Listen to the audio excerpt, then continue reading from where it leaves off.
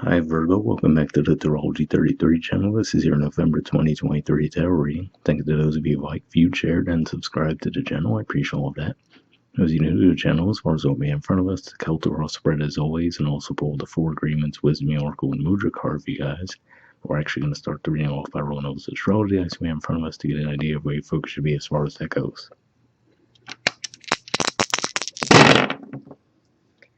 Okay, so we have 3. So third house energy for you guys is Scorpio, and it makes sense to see that come up because we're going to be in Scorpio season for, well, basically we're just about to start it, and then we're going to be in it for the first few weeks in November. Generally speaking, third house points to communication, short journeys, and siblings. All right, we have Capricorn, and for you guys, Capricorn is your 5th house of romance, creativity, children. We've had Pluto back in there for a while. It's slowly moving back toward Aquarius, but yeah, that's pretty much astrologically speaking what we have going on in that area. And we have Mars. So Mars is still in Scorpio. I think around the middle of November it's going to move into Sag. Actually, no, it's a little bit closer to the end of November, but yeah. So again, going back to that third house energy for you guys, right? So makes sense that we saw that come up with the dice as well. So we'll move on to your main spread. All right, in the main situation position, we have the World, and challenging that, we have the Page of Wands. So to me, this says that for a lot of you, you've probably successfully completed a lesson, probably a karmic lesson at that, right? But I feel like this being in the challenge position says that now the challenge is for you to actually go out and act on that, right? So, it's like one of those things. Let's say you graduate from a program in school and now you have to actually go out and get the job for it, right? So it's just one of those things where I feel like you're in a bit of a limbo stage right now where it's like, okay, you've learned the lesson, now you're actually able to go out and act on it out in the world, but you just haven't done it yet.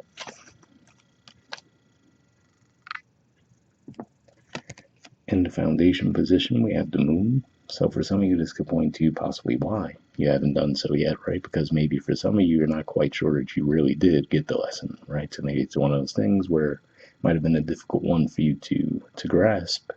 Maybe it was something that took a long time for you to finally take in that information. So now you just have your doubts, like, okay, is that really all I needed to learn, right? Or is there still more I could learn before I go out and exercise that or not? But yeah, that's what I'm seeing with that. And as far as lunar cycles go, given that this is in the foundation, we're about to have that full moon eclipse in Taurus coming up soon. And then in November itself, we'll have a new moon eclipse in Scorpio, which, given all the third house energy we talked about, there could be some significance there. And toward the end of November, we'll have a full moon in Gemini, which is your 10th house of career and social status. So something to keep in mind with those. All right, past energy. Speaking of Taurus, this is a Taurus energy here, the Five of Pentacles, and this actually represents the degrees that that full moon eclipse will be in as well. So maybe this is saying that during that time you might be looking at some old wounds, right? Maybe feeling like things aren't going well for you. Maybe feeling your vitality might be a little low for some of you, or for some of you, it could just be more of a physical, tangible thing where you feel like you don't have the resources that you need to go out and do the things you'd like to do. All right, in the present position, we have the Strength card. So to me, this says that to an extent, you probably do have a feeling deep down that you do know what you need to know, right? But you might be questioning it a little bit, like, is this just me? Am I being a little full of myself, thinking I really have this thing down, or do I really need to make sure I'm truly ready to go?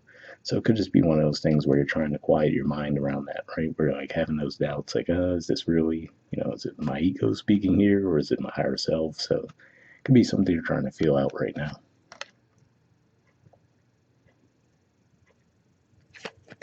Okay, in the near future position, we have the Death card. So this is the major arcana card for Scorpio, and I feel like in this context, this is more of a positive to say that, again, like I said, I feel like that doubt that you have around, okay, have I truly learned the lesson and am I truly ready to move on with that knowledge? I feel like this is saying that as we move through Scorpio season, you will have that confidence to say that, yes, actually I am ready to leave that old way of doing things behind and embrace the new.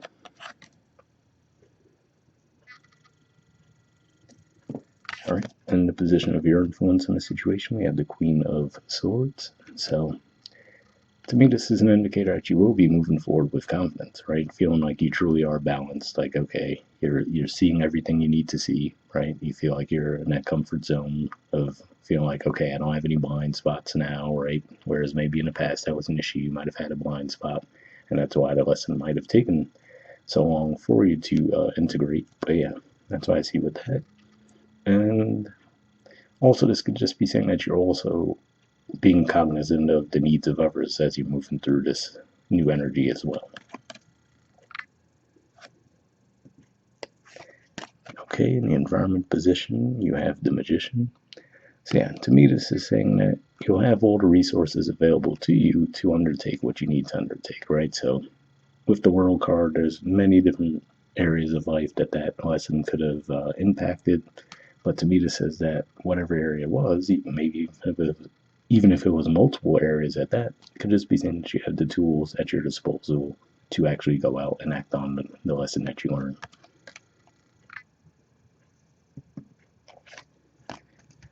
All right, hopes or fears position, we have the Seven of Pentacles.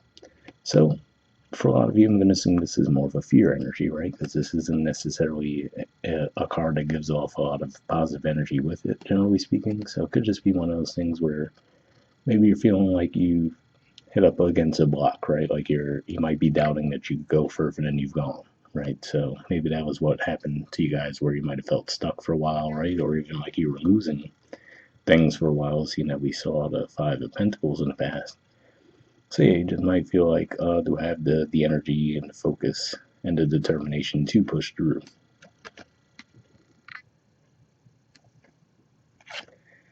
All right, and in the outcome position, we have the Ten of Pentacles. So this is definitely a good outcome to see on a few different fronts. One, to see that you were in the Five of Pentacles in the past. To see that in the hopes or fears, you have the Seven. And then to see that not only is the 10 obviously an improvement from those energies, but also to know that it's a Virgo energy. To me, this says that you're going to be feeling really solid in yourself.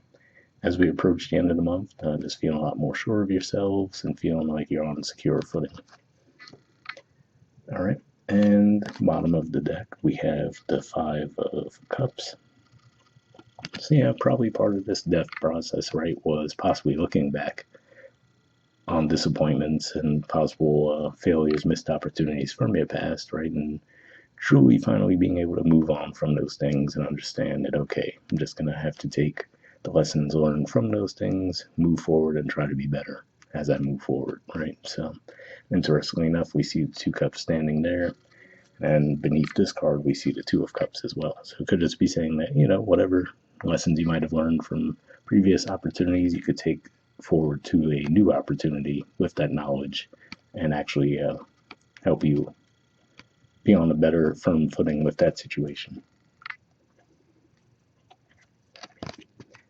For your Four Agreements card, we have Don't Take Anything Personally, and it says Love and Respect Yourself. Okay, it says you are never responsible for the actions of others, but you are responsible for you. If someone is not treating you with love and respect, it is a gift if they walk away from you. You may hurt for a while, but your heart will eventually heal. So interesting message there. It doesn't seem like there was anything at least more recent that might have panned out in that way, but that for some of you could be what the Five of Pentacles energy in the past is dealing with, right? And maybe you've had a hard time wrapping your mind around why that situation might have gone that way. So hopefully that resonated with those of you if that is your situation. For your Wisdom Oracle card, we have No Place Like Home. There's the artwork there, and the number is 50. So let's see what this has to say.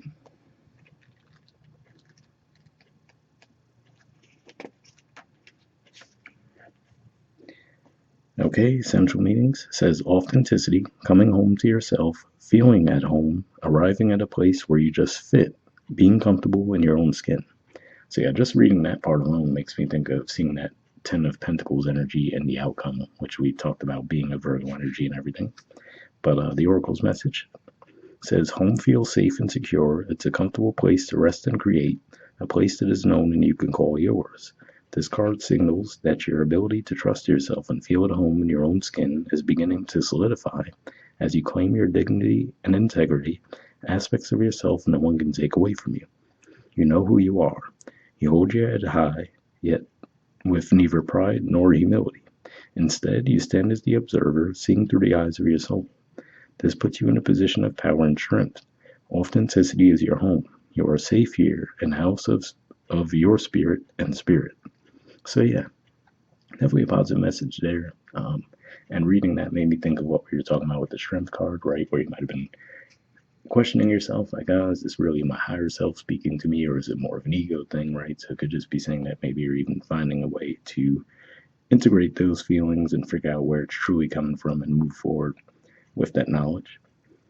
The relationship message says lovers, friends, and companion animals are at home in your life right now. You are in sync and full of love, and you can be secure in the knowledge that it is reciprocated. Relationships elicit a sense of emotional safety, comfort, and the best aspects of familiarity now. Be home in this relationship. Together you add to the love of the world. So yeah, certainly a positive message there as well. If there is another person in the picture, that's definitely a positive message. So for some of you, let's say if the magician energy here is another person, it looks like they're on firm footing to actually move the situation forward between the two of you as well. So if this was a journey you might have been going through solo for a while, right? It looks like this is saying that this is someone who would be ready to move things forward when you are. The prosperity message says when you act in an authentic way, you command the world to reflect back to you exactly what is in your highest good. Your business choices, the investments you make, and the creative projects you immerse yourself in are powerfully on point. Why? Because when you are fully yourself, radically accepting everything in your journey to date, both successes and failures, you will see the divinity in all things. Abundance is a natural progression when you experience this kind of authenticity. So yeah, definitely a positive message there, right? As far as makes me feel like we talked about, seeing the Five of Pentacles energy in the past, Five of Cups, bottom of the deck. This could just be a matter of, like we said, rather than questioning a possible situation where you might have felt like you failed at something, right? Just integrating a lesson from that, moving forward, and then that actually helps you improve as you move forward as well. All right, lastly, we have a mudra for you guys. This is your mudra here. It's the chin mudra. The keyword for it is awareness.